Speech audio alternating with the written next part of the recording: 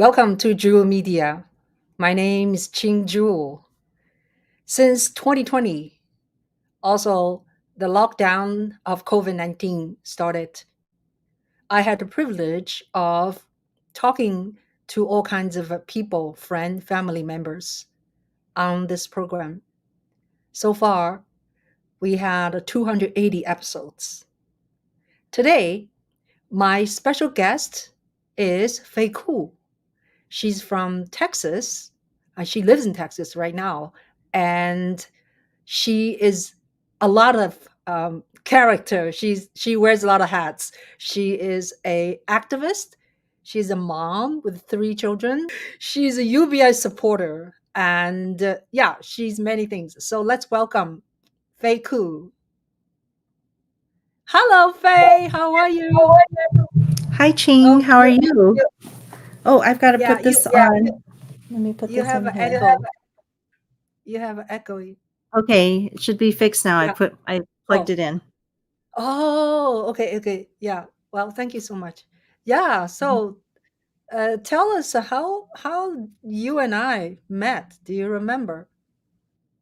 Well, I think I was actually with Truckers for Yang at the time, and they were doing a project to help people get to the vote by doing a ride. I forget what we had a phone number that we got, and it was a really easy to remember phone number, and people could dial it if they wanted to like kind of like dial a ride or something, and get people to take them to the voting that year for 2020. And I think you were with Nick, and the two of you were possibly going to be the drivers for transportation. So I was kind of dispatching you at the time when I Right, first met right. you. Yeah, I think that you and I would talk a little bit before that, and then that day, which is February 11, I remember, right? It's the New Hampshire election day. Nick and Mm. I, we actually started to like spying to different precinct. Like we went to just to see what's going on. Mm. Is there a lot of people there? Oh, Any this is what we call protesting? election watching. Yeah. Yeah, yeah. There's And a then term for you that. We call. do that. and Yeah. and then you were like helping dispatcher this bunch of people to help local people who has no transportation, so you called a solar and solar contact us or vice versa. So yeah, that was great. Mhm. Yeah, thank you so much. We ended up talking on the phone for a long time while we're waiting, for results. But anyhow, so you wear so many hats, and you're a mom of three, and you're a UBI supporter, and you had a background of being a biologist. Yeah, so I have a lot of questions for you. So first of all, let's don't forget to talk about UBI first. So when did you get involved with the movement? How did you Mm. hear about it? Yeah. Yeah. Okay. Well, I mean, I think I've heard about UBI long, long time ago, and I thought this is a great idea. But of course, it just didn't seem like it was something that was close. Much like it never occurred to me that an Asian person could maybe, even run for president of the United States. And so when Andrew Yang started running for the presidency, he activated me into politics. I felt like um, when I first heard that there was an Asian man running, I was like, "Okay, that's interesting." And then I found out it was an Asian man whose family was from Taiwan. I was like, "Oh, that's like me." And then I found out he was born Year of the Tiger. I said, "Oh, that's like me too." Turns out we're the same age almost, right? Oh my And god. it just went on and on, like everything I found out about him. And then I was like, "He's for UBI?" Uh-huh. Yeah. I thought, well, if I don't come out and help, it would be like not helping myself. When people say people were gonna get lazy, how do you convince them? Okay, well, I mean, I feel like there's a lot of focus on what would other people do with the money, but actually, what we need to focus on is what would we do with the money. And when we realize that the way that we spend money is the same way that everybody else spends money, and right now we have no control over how other people spend their money. So there's no reason for us to need to have that kind of control over other people, you know. And so when people focus on themselves, they think, well, I'll probably go back to school, or I'm going to put money down on a house, or I'm going to do like things that they think are very, you know, just very useful. And but if you talk to them about what will other people do, then they become very negative. So this is a human thing, humans will think, well, other people will probably, buy a bunch of video games and sit around and do nothing else, or they'll, do this or that. So it's really not a function of we shouldn't be casting judgment about how people use their money. What we do know is that people who are wealthier have better outcomes in life. They have higher status. They're able to maintain they're able to be more even, right? More stable. They have stability. So from that stability, they're able to launch whatever projects they want to have. They're able to take time off so they can go to school, or if they want to, do art or something else, they can pursue something else. So we know that people who have money are mentally healthier. And so we should look at the types of issues, not so much like from a judgment position of, do I think this person is going to do better or not, but look at it statistically. If everybody has this cash, what would happen then? And look at societally, not focus on the one or two that are going to be. There's going to be exceptional people. Maybe they turn that $1,000 a month into billions of dollars someday. And then there's going to be people who, just fail to use it correctly every single month, maybe. But there might be some people like that. We don't know. We just know that, when people have enough money in general, statistically speaking, everybody is better off. Do we have any examples of in this country people have given universal basic income, or other countries in Europe they have already implemented this system? Well, I believe that there are a lot of different countries that are talking about it right now, but I don't know of any countries that have it implemented with all three of those in place: universal, basic, and income. So, for example, we know that in Alaska we have the Alaska Permanent Fund, which of course is only annual, which is okay. Annual is still an income, but you don't get it every month. You get it once a year, and then it's like you get some amount of money, but it's not enough to cover all of your basic needs. So we have a lot of things like it, but we don't have we don't have any countries we know of where all of your basic needs are met through the UBI. But we do know that whenever you give people Social Security, for example, could be an example in our country.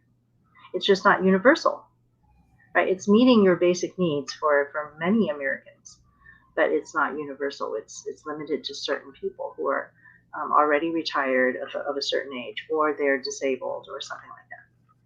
So we can look at some of these examples for what would happen if we had a UBI. But technically, I don't think we have universal base. We can't get to universality until we have it widely. And ultimately, that's the goal, because we want a passive income for every single person. Yeah, during COVID, actually, the Trump administration actually gave people money, I guess, according to their status. That is kind of like a UBI, right? Okay, so we have other words that when it's not universal, we can say it's a basic income. We've dropped the word universal. We wouldn't say it was a basic income even, because the amount of money we got during the pandemic was far too low to meet every single person's basic needs. But it sure pulled a lot of people out of poverty. And so same thing as child tax credits, or the same thing as employment insurance, which there was a lot of people who got employment insurance during the pandemic as well. So all of these different types of measures are similar to a universal basic income in that, in some ways, but they can't achieve what we're really trying to achieve, which is that every single person in the world would have a passive income, right? Why a passive income? Because wealthy people already have a passive income. People on Social Security or pensions have a passive income because they're not exchanging their labor for that income right now. And even if you say, look at the poorest among us, right? Maybe somebody who is receiving TANF, that's like a very, very small amount of passive income, but you get a little bit of income into your home without having to do extra work for it. Oh, well, I would say you are doing some extra work when you fill out all that paperwork. Okay, but the passive income is the holy grail of capitalism. It's the endowment fund that Harvard University has, and that they can just spend the money off of their investments to pay for things. So why should you have to be super smart to get that or to be rewarded with that? Only a few people can be rewarded with that. If that's the thing that makes everybody safe and secure, we can't just have everybody, everybody should have at least their passive basic income. And then above that, if you have abundance, you can still trade. You can, continue to participate in a market economy. So where's the money come from? Okay, so I would say that that's another question that a lot of people will ask, but it's also born of not understanding how money works right now. So the money, a lot of people think that there's a certain amount of money in the world, and if one person uses the money, then it can't be used for something else. But that's actually not how money works at all. If you go to the bank and you borrow money, right? Nobody is informed that their money is missing. If I'm borrowing your book, wouldn't you know that, okay, I can't read my book right now because Faye has it, right? But with money, it doesn't work that way. When you borrow the money, nobody is missing their money. And what's actually happening is new money is being created out of your willingness to borrow. So where does the money come from? It's a societal decision to go ahead and make sure that everybody has the money that they need to do their to get their basic needs met. And it's just a decision we take together. Once we do that, we can create a tax structure. For example, if we think that there might be too much money floating around in the world, we can tax it back after it's been issued. Or we can, come up with different other things in case we think that there's a problem with having too much money. But I actually don't think there's too much money in the world whatsoever. Right now, we're actually living in a time when we have artificial scarcity because every single person is borrowing their money into existence. Have you ever heard of someone named Marguerite Kennedy, Ching? No, Marguerite Kennedy. Okay. Yeah, Marguerite Kennedy is a great writer, but she's also works on in banking and on the economic side. So she wrote something called Occupy Money. I love this it's a very small book, and you can get it on Amazon, someplace like that. And she talks about why, when we borrow money together into existence, there's actually a cost, right? So it's not like free. When you go to the bank and you borrow the money, it costs you something in interest. And whenever somebody borrows money, we pass it on to everybody else. So supposing you are Elon Musk or somebody who's an investor, and you borrow $40 billion into existence, right? That money doesn't go to it's not free for him to do that. When he borrows that money, the bank says, okay, you're going to have to pay us back some interest, and it's going to be a very large amount of interest.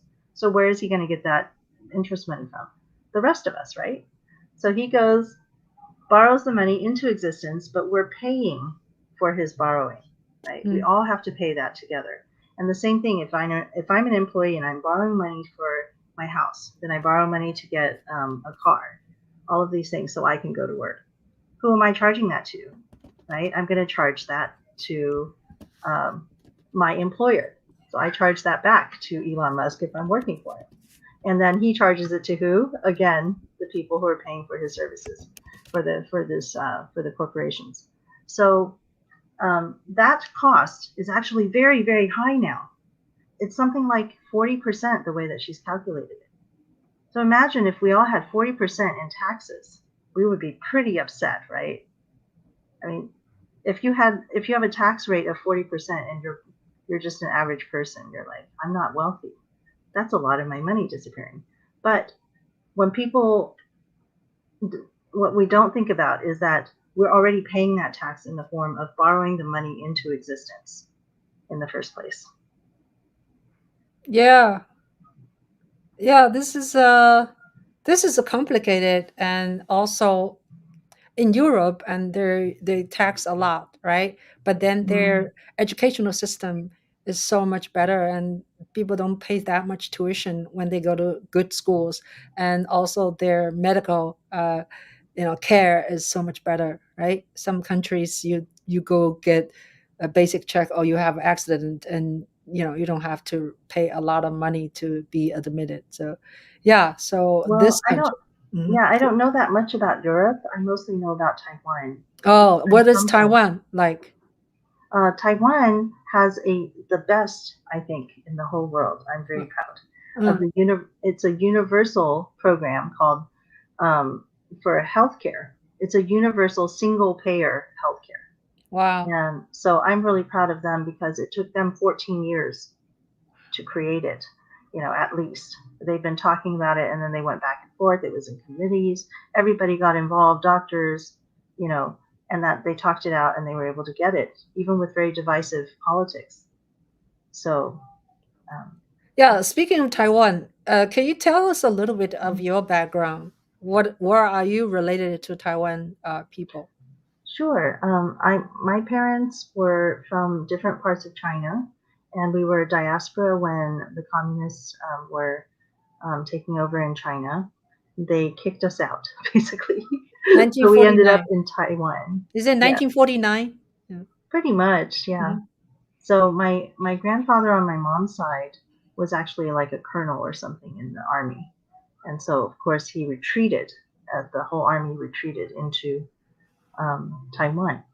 And then my father's side of the family were just relatively wealthy. They had like an office on the Bund, which is Mhm. the hottest part of the Shanghai, right on the Yeah, river, where yeah, yeah, Citibank is or whatever, and Peace Hotel. These yeah, are famous yeah, old yeah, time yeah. landmarks.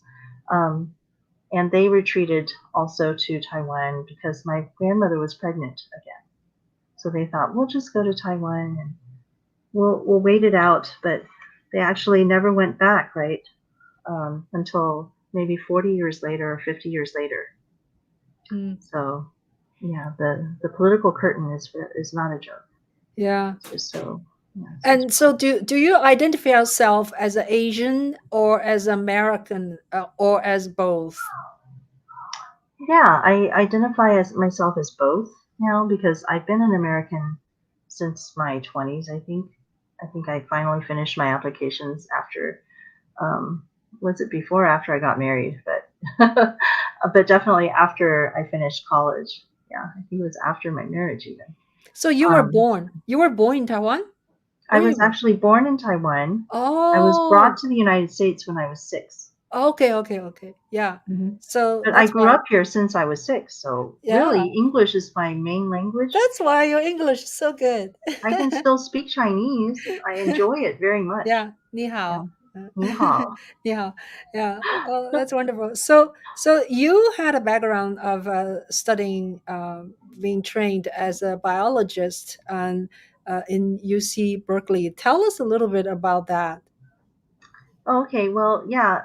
I don't know. When I first went to school at UC Berkeley, I was so different from Berkeley, right? I'm from Southern California. My parents are like, you know, uh, Asian immigrants, so we didn't do any politics really. It's like I knew that my parents, after they got the ability to vote, would start voting, but I didn't think about politics very often, right? But then I went to UC Berkeley, and it's a school with a long history of activism and protest, and students standing up to the university and things like that, and asking politicians for things that they want. And so I kind of picked that up somehow along the way. But when I went to school, um, I noticed that there was a lot of okay, I think it was like the Rodney King riots were happening in Southern California, and then all over California. He was the name of a man who was severely beaten by police, so police brutality. Then there was the O.J. Simpson car chase, the slow car chase, um, and I had a supervisor who was Black, and she would tell me about how the Black community was feeling about this long, it was like a year-long trial almost, right? Everybody kept tuning into and talking about. And so while I was on campus, I learned a lot. I learned how to take transit. I was like a suburban girl who only knew about cars and riding in cars. I never took buses until I did as a kid in Taiwan, but for so long I'd been in Houston and California, and we never really had public transit. But in the Bay Area, I learned how to take public transit everywhere with the BART and Muni and all these things. And I started out in engineering, math, and statistics because I was always really good at math as a kid, and so they skipped me forward. I finished calculus BC in 10th grade. So I ran out of math in high school for 2 years. Yeah. But then I went to Berkeley and I was like, okay, I guess I'll do math again. My mom said, no, that's not, she said, that's not good because it's not useful. So I said, okay, I'll do engineering, math, and statistics. That must be useful. Engineering sounds useful. But I failed out of that one because that really wasn't my passion. It turns out I'm more of a language person. So I ended up finishing in integrative biology, mostly because I had a high school teacher I really liked. And I did I got a French minor also. Wow. So now, yeah, I still think about things in terms of, my training as a biologist. And the thing that attracted me to it the most was that we had so many field trips and lots of different, we had a lot of different facilities. We had a museum, we had like places, we had farms, we had, wildlife, we had bus trips to find fossils, we had all kinds of things going on. And that kind of diversity and the vastness of life, it's just really interesting to me. So. Yeah. Wow. That's very interesting. Now, I want to talk about a little bit about Andrew Yan. Mm-hmm. The current situation is, we want Biden to rest, to let Kamala to be the contender of the Democrat, and inside of us, inside of me, I do wish Andrew Yang would have won, in 2020, Mm-hmm. right? So, do you think it's realistic in America? Are they ready for a young Chinese, American Chinese, person who is not a politician to be in the office of a highest position? Well, isn't Harris also Asian? So But I she think, had a background of of doing law and yeah, and being a senator, right? Also being a California state of what do you call it, general like an and attorney general. Mm-hmm. attorney general, and then she was Mm-hmm. a vice president of for Biden, and that is a really hands-on kind of an internship, Mm-hmm. She got the full treatment there. Yeah. Yeah, yeah, yeah, yeah. So, how do you feel? Do you think Andrew has any potential? Maybe 2028. Oh, I Oh, hear. and Andrew Yang. If there's Yeah, noise again. it's better now. Just Okay. for a second. Yeah. Okay. Well, Andrew Yang. I think he would have potential. I always do, because I would personally be very interested in him being the president. And every time I follow his posts, I always see other people saying, "Gosh, wish we had Yang." We say, "Coulda had Yang" in our hashtag. Hashtag coulda had Yang. But I mean, honestly, he also, has signaled to us that he just made a post recently. He said in his social media, you know, 1 minute you're running for president of the United States, and the next minute you're just realizing that, if you don't spend your time with your kids right this minute, it could fly past you. So I think the fact that he It's more about what he wants to do, right? And what his wife and his family wish for him right now. Mm-hmm. So I think Yang Gang and all of us who were, loving it when he was running for president, we would definitely come out for him. It's just that, it's not his time if he's not ready. So Mm-hmm. Yeah. I think the country would benefit greatly from an Mm-hmm. Andrew Yang presidency. Yeah. So name three things policy wise. What is he better than the other? You mean those two that are up right now? Policy. UBI is one. UBI is my number one, of course, yes. And the other two policies that he used to be, that I loved the most, was the capitalist, instead of our scorecard we were going to do an American scorecard rather than using the scorecard of how high our GDP is. Everything seemed to be trying to make your GDP grow. He wanted a wellness measure to see how we're doing, to check in with people to see. We want to make our government work for us to make that wellness measure go up. So are we living better? Are we healthier? Are we enjoying better mental health and better education? And are our children dying, or are they making it to adulthood? And I like that. I think you said three, right? So another one that I really liked is just maybe a frivolous one. Okay, let's just say, what if we had our taxes automatically filed for us? Yeah. I'm all about reducing paperwork. Yeah. Oh my God, taxes are terrible of this country. They know everything about us, but we still have to gather up all the information and give it to them. Why? Yeah. They already have it. Just let them file it. They're lazy. But now hopefully AI would do that for the government. Do you think it's possible? Of course it's possible. That's what I love about Andrew's policies. Every one of them is possible and reasonable to expect that you could get it done. Mm-hmm. Yeah. So tell us a little bit of personal wise, and how do you juggle around with having three children and being pretty much a single mom, right? And in a quite financial challenge situation. Oh yeah. Okay. Yeah. So I'm a very low income mom, and I'm a single mom, like you said. I have only my third child with my youngest, and he's 10 now. He was 5 and 6 when we were first Yang Gang together, Jane. Yeah. And he is, so it's mainly just that, you don't have a partner with you. So there's nobody to kind of back you up, So you're really alone. But I'm not alone because I always reach out. So I just introduced you to one of my friends, Karen, and she says that she has a special acronym I would like to share with everyone. And she says the acronym is STRUGGLE. She says, what are we talking about when we talk about the struggle? She's a single mom too, right? So in her struggle, she says, is something like sisters together. And then, oh shoot, I'm going to get it wrong.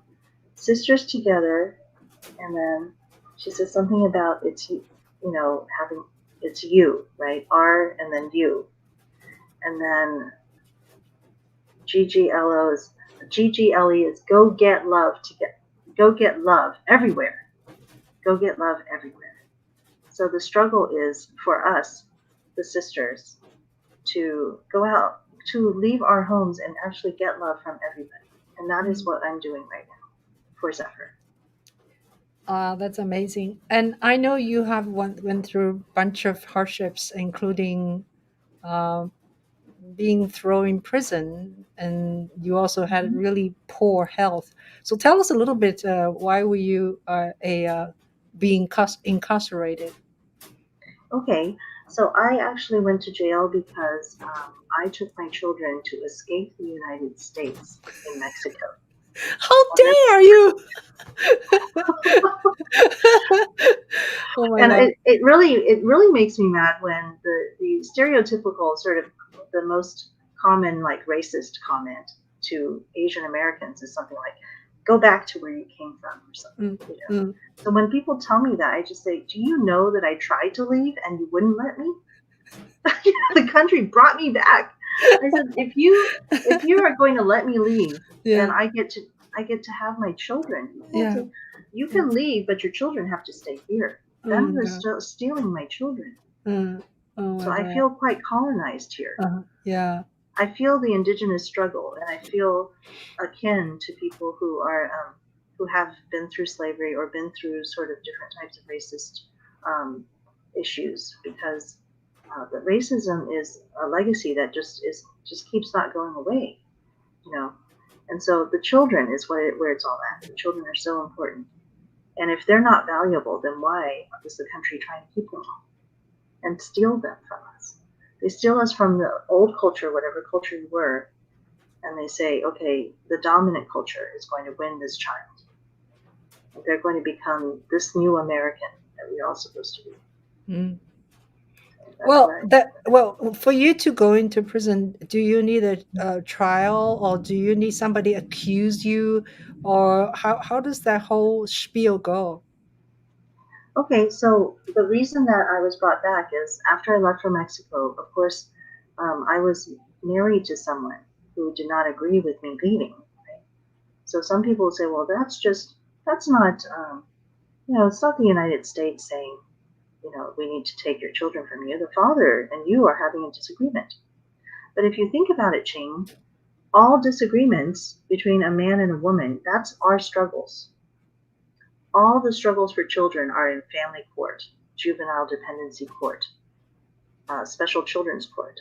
All the struggles for women are between us and some man, usually. Somebody who there's a domestic abuse situation, or there's some situation where you have a disagreement, but the man is more powerful and has more status in our country. So this relates to my advocacy for UBI. And it relates to the fact that if we all had money that arises from our human rights, that means children, that means women, we would all have a basic amount of income. And with that income, we can say, well, we're never unsafe for our own children. And the family court cannot say it cannot fault you for not having enough money. And then you don't have the same struggle with the ex-husband or whoever the father is, because you're not saying the father is just an ATM machine, like you just get the money from him, and then there's all these exchanges of money. Sometimes the mom is the one that makes more money now, and it just makes no sense. Like nothing makes any sense right now. So hopefully, so my advocacy for UBI really comes from many of my life experiences. So this is a pretty bad. I listened to your podcast, and it's quite a vivid story you were telling, Mm-hmm. and you were in the prison for 9 months, right? Yeah. Mm-hmm. I think I Wow. was actually 11 months, it might have been. In what city? What state? I was in Los Angeles, so I was incarcerated at the Metropolitan Detention Center in Los Angeles. So did you feel when you first went in, or when you stayed there, do you feel like or do you expecting the prison is like we saw on movie or TV, or it's totally different? And can you bear the lifestyle of being a prisoner? Oh, yeah, okay. Yeah, I like how you said it was like a lifestyle, because I think when they show it on TV, it's like a lifestyle, right? It's like maybe like you're watching reality TV, so it's reality kind of. But it's also, sensational, maybe a little sensational, because they focus on the things that are more dramatic. But yeah, like when I got to jail, I actually thought to myself several things that were different from other people, because I felt like a political prisoner. Okay, because I was doing something that I believed in. Actually, I believe that I should have the right to be with my children. That the state doesn't have the right to make that decision for our family. And I believe I have the right to leave if I don't want to be in this country. Just like people always saying, go back to where you came from. No, I don't. That should be a right, for people if they are unhappy with the place. So I felt like a political prisoner. When I got in, I didn't even know I had a switch inside me, but I just turned into I had a prison Faye inside me. And I stopped, and like my life became very limited, but it was still a life.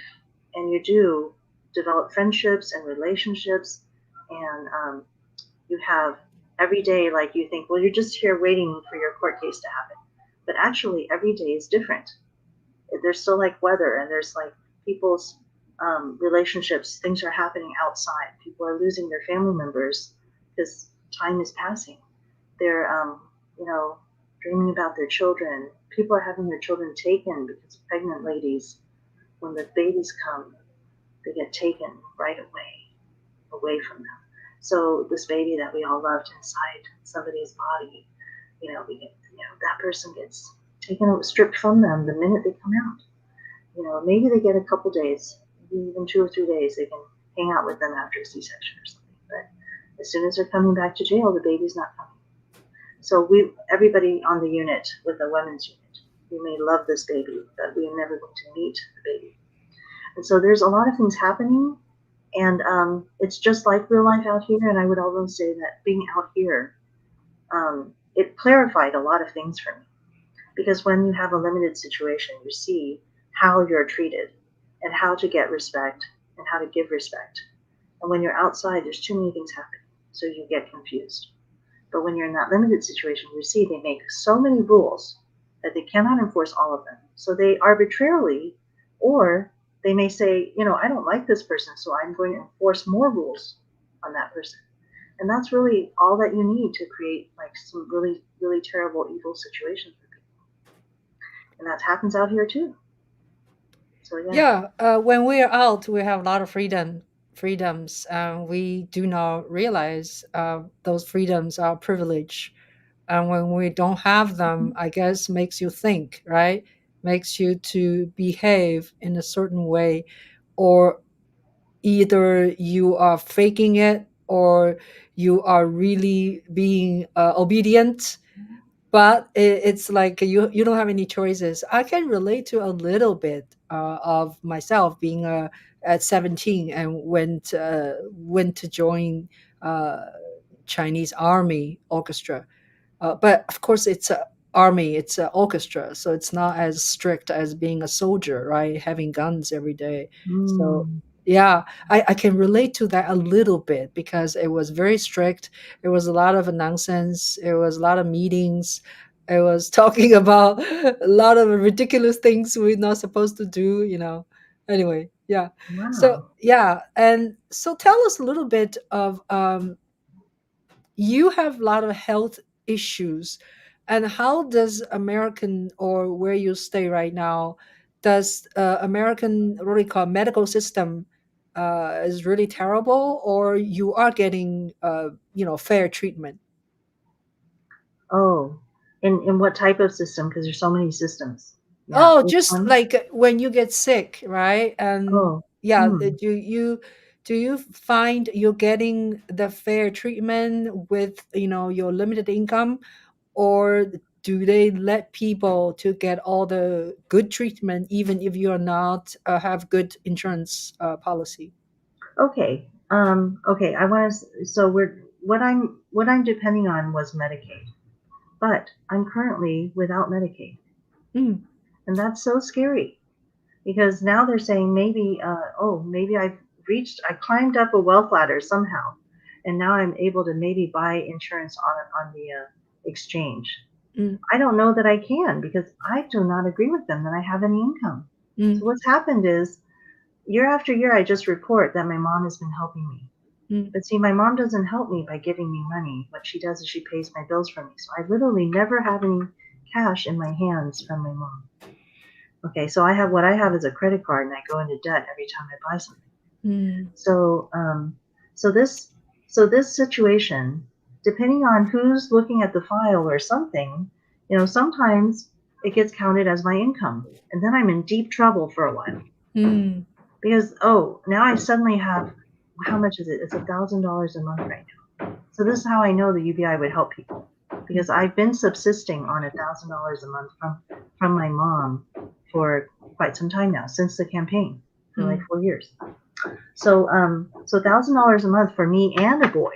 It's not even for a single person, for two mm, people.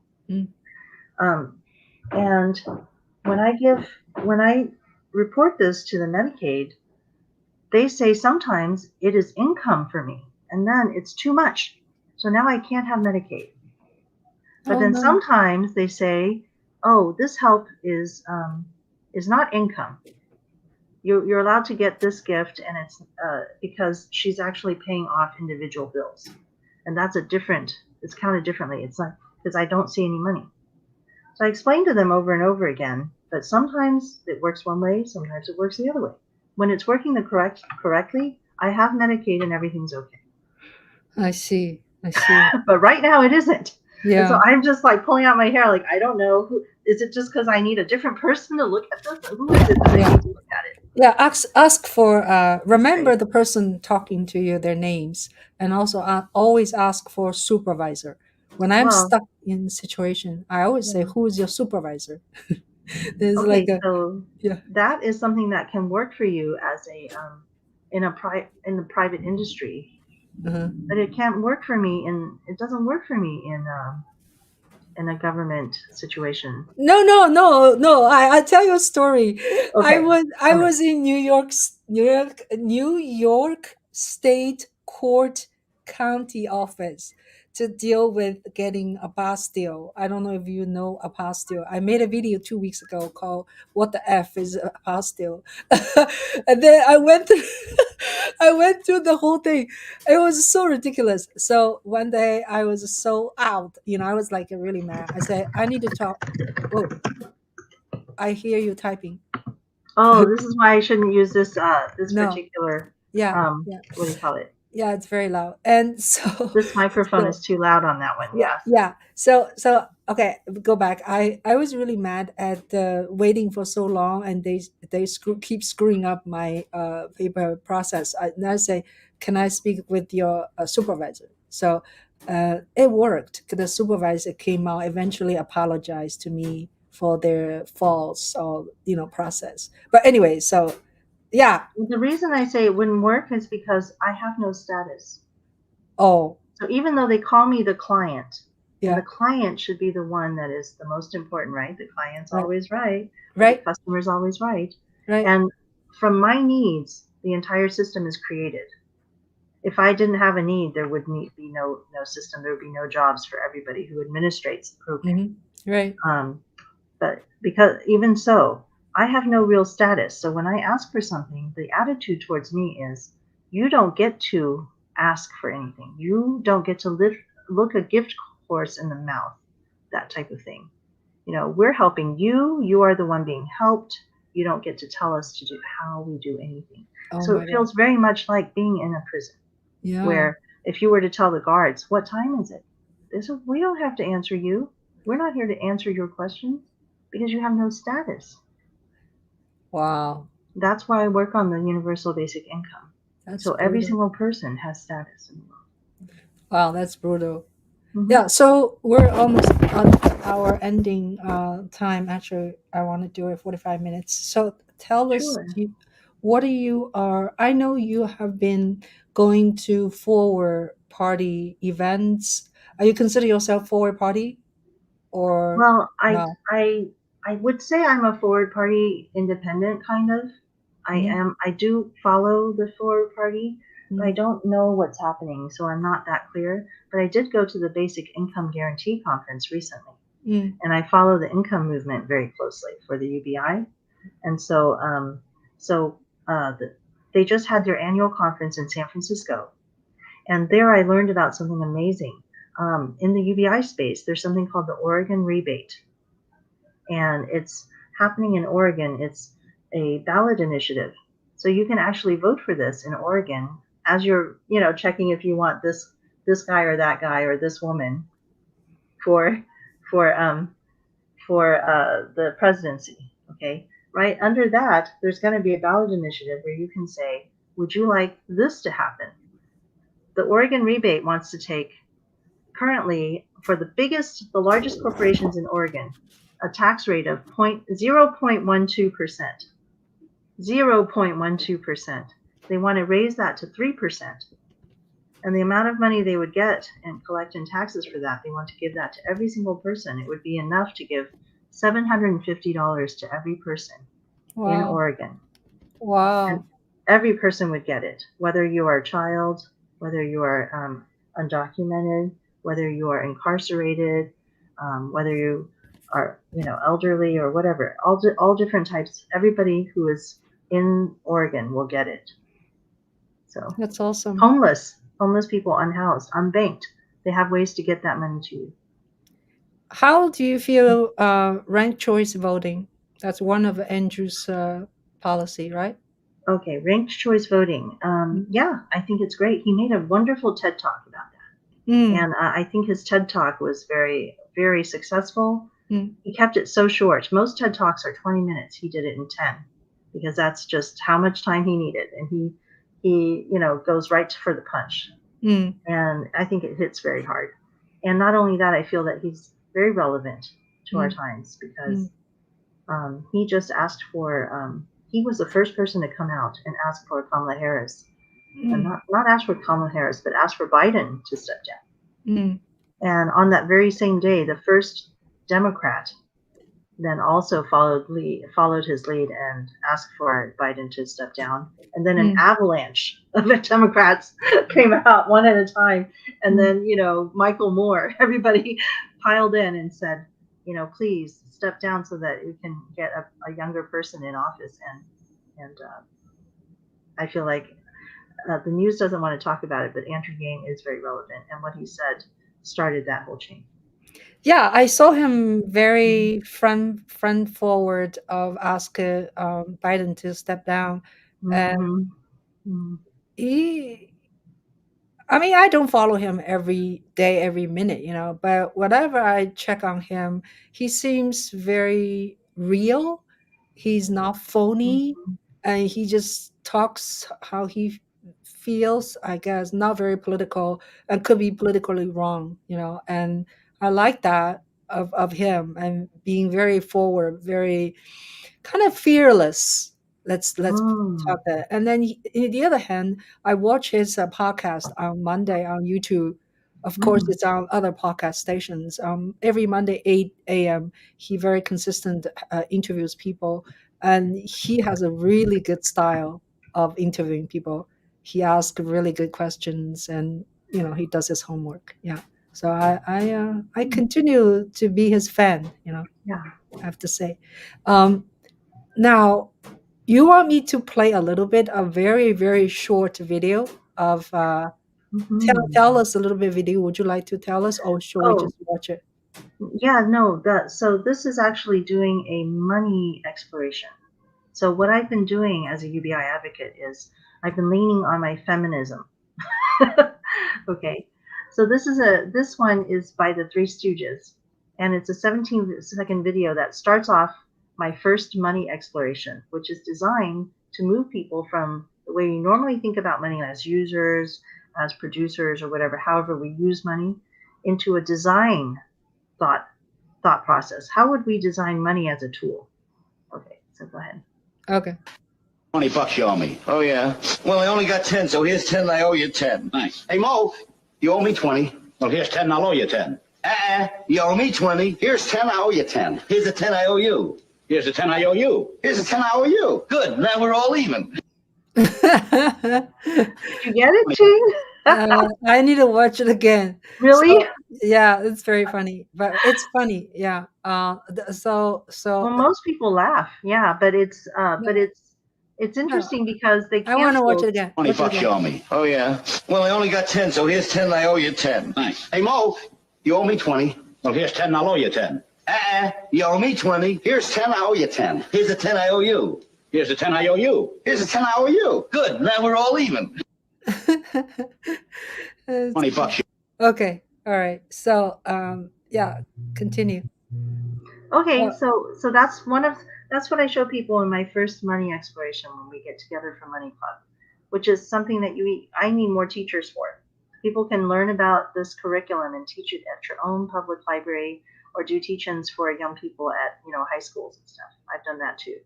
So I asked people what happened, right? And it's clear that in this video, what do you think happened, Ching?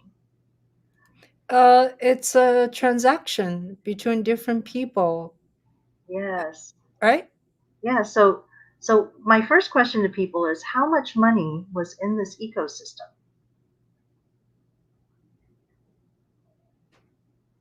Are you talking about these three? Yeah. So Oh, let's say the ecosystem is this room where there's 3 people are. only $10. Yes. There was Yeah, $10. yeah, Yes. yeah. And with that $10 bill, they canceled $60 of debt. Does that adequately describe what happened? No, I don't know.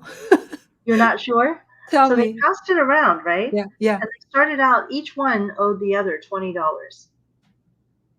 So they owed $60 of debt. Each one owed $20 to one of the other stooges, right?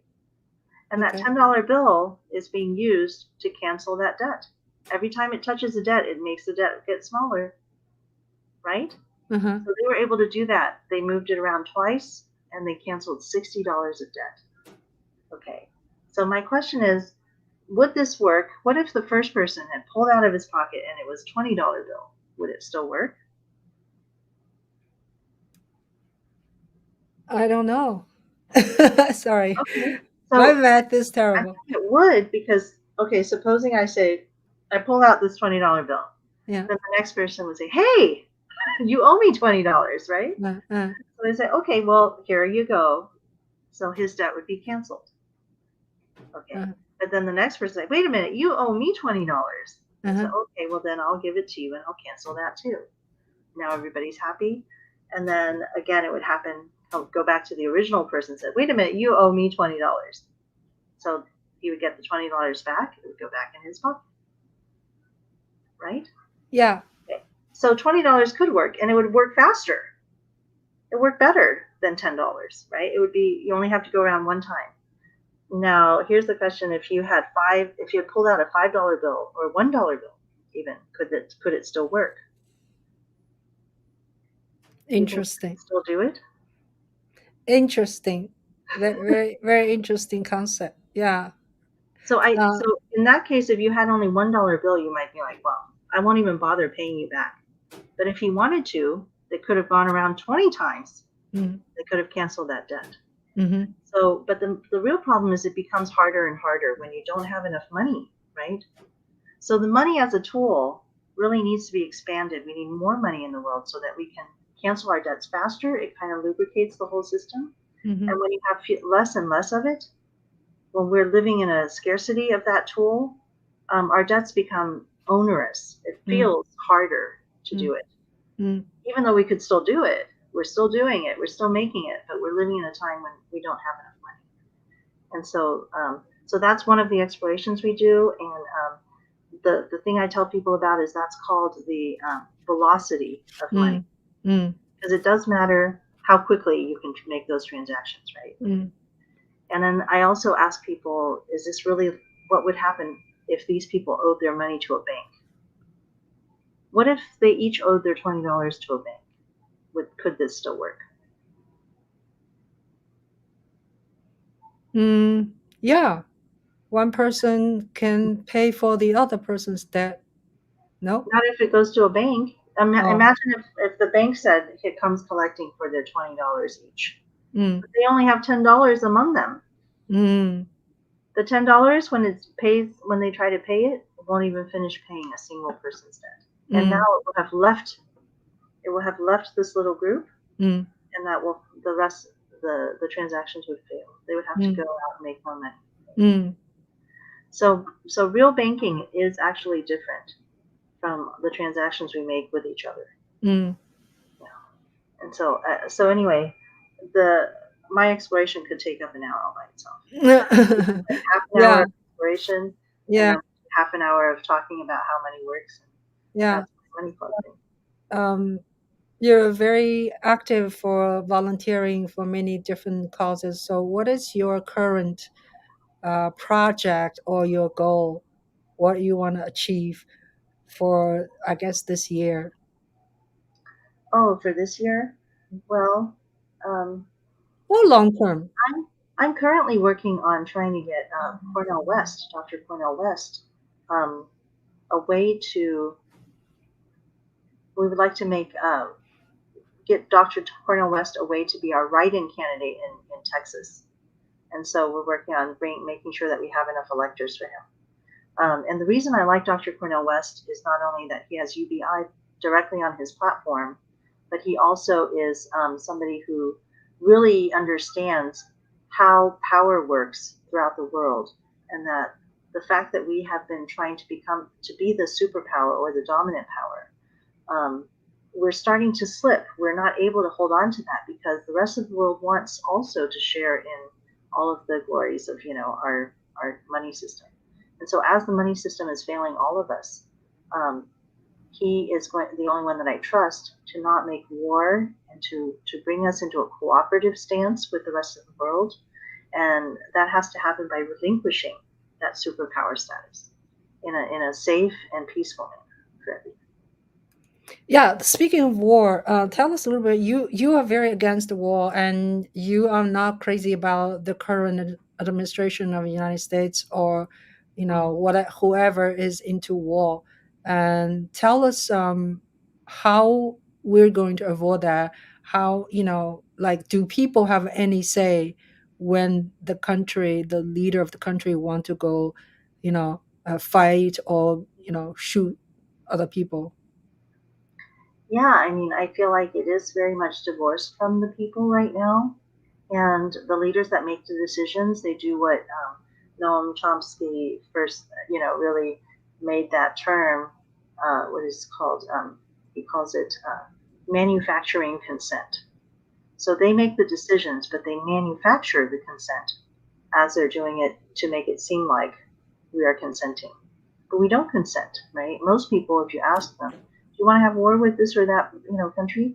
We would say, no, why would we? Especially if they're far away, and Americans are not that concerned with other places.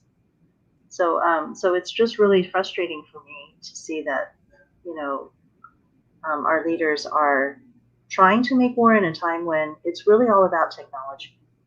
So I tell my son, for example, when he plays video games, I point out to him, every game that you play, it's just like when a father is playing chess with his son or, something. We play at a level that challenges them and makes them feel like they're doing quite well. We don't just slap them down as hard as we can. And that's what every game is designed to do. AI is designed to make you feel good. It makes you feel like, oh, I'm doing well in this game, so I'll play the slightly harder level and I'll continue giving my money to this game. But in warfare, in real warfare, the AI that can, most quickly identify all the targets and eliminate them, that's the one. It's not going to be human made. I can't hear you. Oh, there's some noise right now. Yeah, I don't know. Say something. Yeah. Can you hear me now? Yeah. Okay. It's good. Okay, so like the kind of warfare that we are entering into this era is really just about, is my technology just slightly better than yours, right? And if whoever is dominant in the technological sphere becomes the winner, and the winner is just so beyond, like, the kind of devastation that we could do, right? With nuclear warfare, we already know this. So the kind of the death and destruction that can be wrought by our massive, what is it, the MOAB, the Moab, the mother of all bombs, and all of these crazy, types of warfare that we can do now are not human. They're not on a human scale, and it's meaningless in many ways. Just because we got the first scientist that was able to invent this slightly better algorithm. And that's not beneficial to any of us. What we need is to control to discipline ourselves, to stop having war with our neighbors, to, advance humanity, to give ourselves a better life, and to make sure that everybody is healthy. And to, there's great challenges to make sure that the climate doesn't change so fast that we are eliminated, right? So there's all these other challenges that require international cooperation that we could be working on. We could compete with each other through demonstrations like at the Olympics. Why don't we have the race to space again, or the race to, develop the best, the best house, or there's so many different ways in which we can compete with each other and demonstrate our superiority without warfare. So in terms of many countries are thinking, including China, is that the time of warfare is supposed to be over. But all we're doing right now is making war, and I don't like that. Well said. Well, we're over our time, but I want to play. I want to play a little game. Would you like to do it? It's called Rapid Fire. Okay. Yeah, Sure. I ask my guest a question, a short one, and you answer shortly. Okay. All right. Ready? What's your favorite color? Yellow. What is your favorite Chinese dish? Oh, 蚂蚁上树. Ah, my Climbing on trees. Yeah, Tamian tree is like it's like a thin noodles and fried, right? Thin rice noodle fry, and then Well, they're mumbing noodles. They're those, we call them glass noodles. mumbing noodle, because 对 they're 对对， see-through. 粉丝，对吧？ Yeah. Yeah, and then you put what do you call pork? Little bits of pork. Sometimes shredded I like pork. mushrooms. Yeah, shredded. So it's like mai is what is mai? What's They're mai? ants. Oh, ants. Ants climbing on the tree. Okay, that's great. And now I know you landed in Houston. Do you have a favorite city you want to live? Oh, my favorite cities. Right. If I were raising my children, all three of them together, but two of them already grown, I would go to Lakewood and maybe Cerritos. This is where I was. That's where I grew up as well. I grew up in Cerritos, California. California. Yeah, Right. and I like California because it has the best Chinese food. Probably China has better, but I wouldn't know because I didn't get to grow up in China. But in the United States, I'm pretty sure it has the best Chinese food. Oh, wonderful, wonderful. Yeah, before I ask you another question, I want to say hello to people who are listening to us, whether on YouTube or Facebook or just listening, not watching us. I wanted to thank people who write their comments. Let's see, Sam is here. Sam is a young guy from Virginia. Hi, Sam.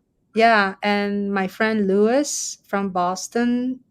My friend Mark from New Jersey, and then what's that? And then we have you.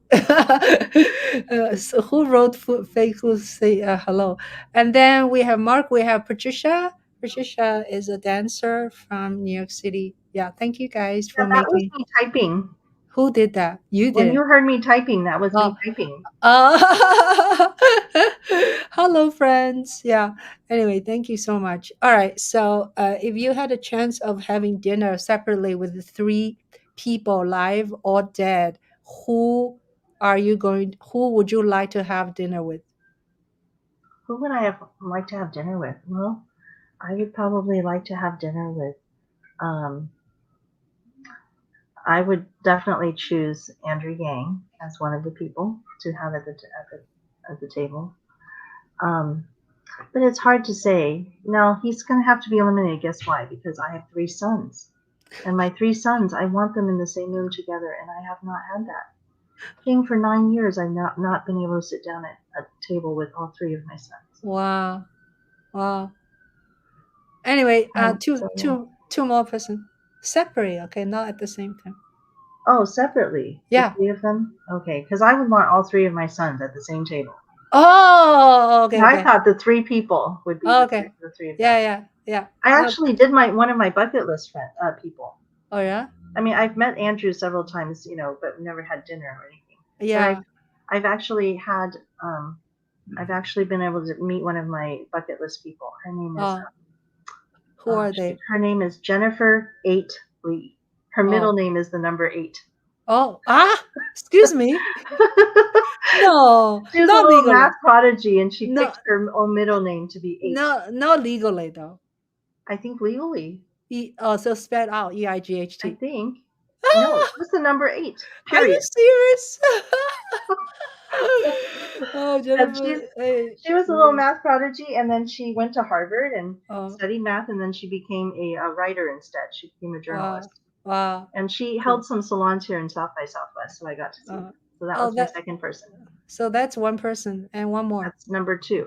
Mm. Yeah, and then one more would be I think I would like to have dinner with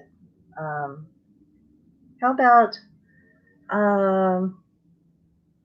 let's try Elizabeth Warren,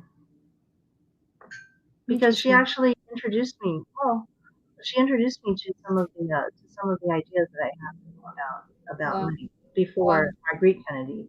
Wow. Excellent. Yeah. Yeah. Thank you. Thank you. Okay. One last question. Coffee or tea? Coffee or tea? It's got to be tea. That's great. Yeah. So Faye, thank you so much for being on the show. And yeah, and I hope your situation is getting better and better, and your health is getting better also. And I hope to see you in one of these meetings or rallies or uh, whatever UBI conference. Yeah.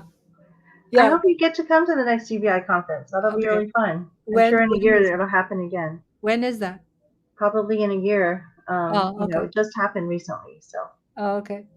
Yeah, okay. Let me forget. Don't forget say that you've seen my film, right? I My have. Young Gun Diary. Yeah. Yeah. So I wanted people don't forget my Young Gun Diary has been out for 3 years now. It's on Amazon Prime and on YouTube, on many other platforms. Yeah, some I takes. talked about your movie to other people at the Basic Income Guarantee Conference. Wow, Mm-hmm. thank you. I talked up your movie. I thank you, thank you. I see you have a picture, right, with Andrew.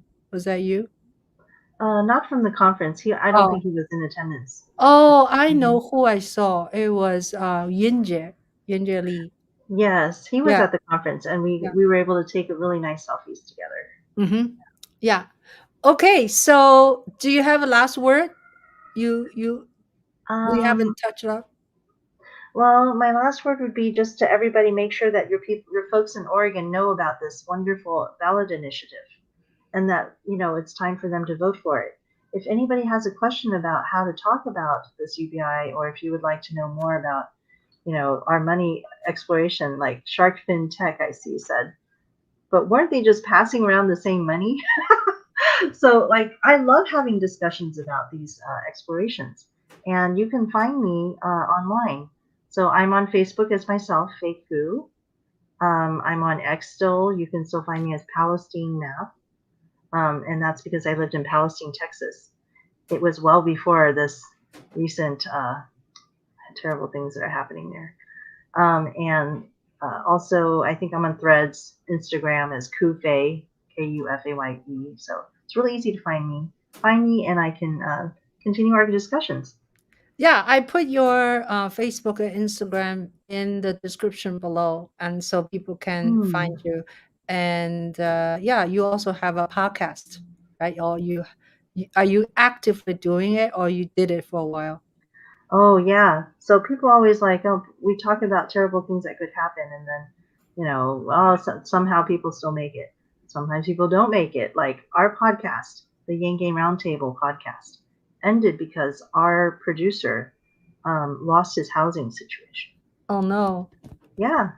So these things really do happen, and in Yang Game we know a lot of people have been precarious, and we do care about everybody. So checking in with one another, that's something that we still enjoy doing. Mm. If you want to check in with us and find out more about somebody that you've been thinking about but you haven't seen for a while, maybe we can get you all connected.